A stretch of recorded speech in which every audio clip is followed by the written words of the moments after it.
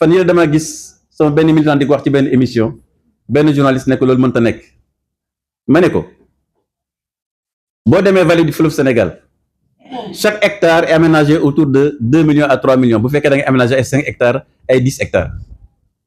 waaw bu fekkee 10 hectares 2 millions la hectare bi waaw boo defee 200 000 hectares xanaa dina wàññeeku dem ba 500 000 ba 1 million kon bu fekkee à 2 millions yaa ngi aménagé 5 hectares boo demee ci 200 000 hectares di nga war a aménager l'hectare à 500 000 francs ma ne 500 000 boo ko indee ci 2 milliards du mat sax 200 milliards et Ila Touba ça a coûté 700 milliards donc ça veut dire que état du Sénégal ak citoyens yi mën nañu mobiliser lever 200 milliards 300 milliards pour aménager ici et maintenant plus de 300 000 hectares pour définitivement régler la question de l'autosuffisance en riz au Sénégal su boobaa li ñuy naan création d'emploi chaque hectare selon les chiffres de la FAO et de la Banque mondiale chaque hectare pour faire travailler sur la chaîne de valeur bu ma nee chaîne de valeur mooy semence ba fi ñu koy jaay ci boutique bi chaque hectare pour faire travailler au moins 10 personnes boo ci defee 200 000 hectares ñaata la vous êtes à 2 millions 3 millions d'emplois yoo xam ne vous le créez directement à travers l'autosuffisance sénégalaise en riz et les 350 milliards yi ñu doon yóbbu Inde pour jënd ceeb da nga koy dugal ci gafaka paysans sénégalais voilà le développement mais c'est une volonté politique et man je suis persuadé que yéen la jeunesse et la génération d'aujourd'hui loolu di ngeen ko ce défi là nous allons le relever ensemble parce que le rôle d'un homme politique mooy xool liy jëmale réewam kanam mu wax ko taxaw ci def ko kon li ñuy wax aussi de lu ñuy lépp dañ ko tàmbale wone que c'est possible la jeunesse de Thiès la jeunesse du Sénégal est prête à assumer cette responsabilité encore faudrait-il qu'on les accompagne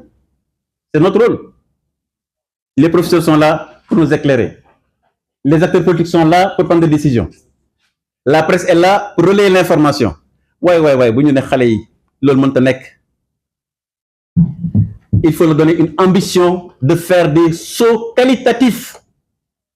la Inde mën a def nekk 1,8 milliard d'habitants mën a dundal boppam bay jaay Sénégal ceeb waay Sénégal mi nekk 17 millions 18 millions de personnes war naa mën a bay dundal boppam bay jaay bitim réew c'est ça l'ambition c'est ça notre ambition et c'est ça mon ambition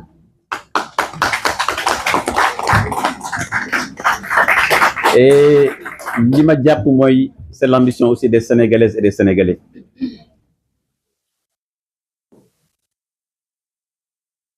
pour terminer lim nañ fi fukki projet ak benn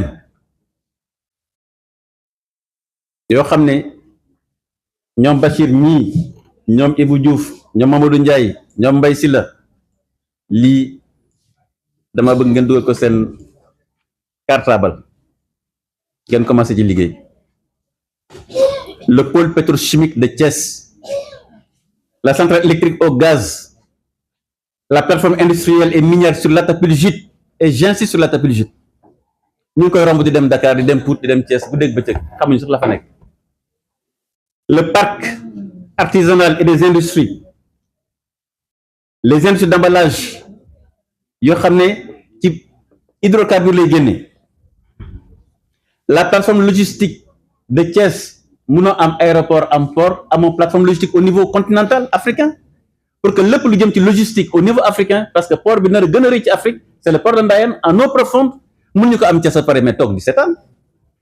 ça veut dire que nous devons développer la plateforme logistique la plus moderne ici en Afrique de l'Ouest mais aussi ce sont les domaines industriels pour que bërëb bu nekk bu ñu fa amee 10 20 30 entreprises ku nekk créer des milliers d'emplois en ce moment-là la question de l'emploi sera résolue au Sénégal waaye gars yi bu ñu créer une entreprise on ne peut pas donner de l'emploi aux jeunes entreprises yooyu nag li ñuy créer biir Thiès mooy indi maintenant des formations universitaires techniques et professionnelles adaptées à ces métiers et c'est là la place des jeunes de la jeunesse qui ont posé des questions elle est la place de la jeunesse mooy bu ñuy transformer Atapuljit transformer gaz transformer pétrole ces métiers-là qui sont des centaines de métiers bu waa Thiès ñëpp ak waa Sénégal lëkkaloo nekk benn ñu former leen ci métiers yooyu su boobaa nous aurons des jeunes qualifiés sur des métiers alignés sur notre économie. La ville de Thiès, et je terminerai par là, ville de Thiès, capitale, Basse,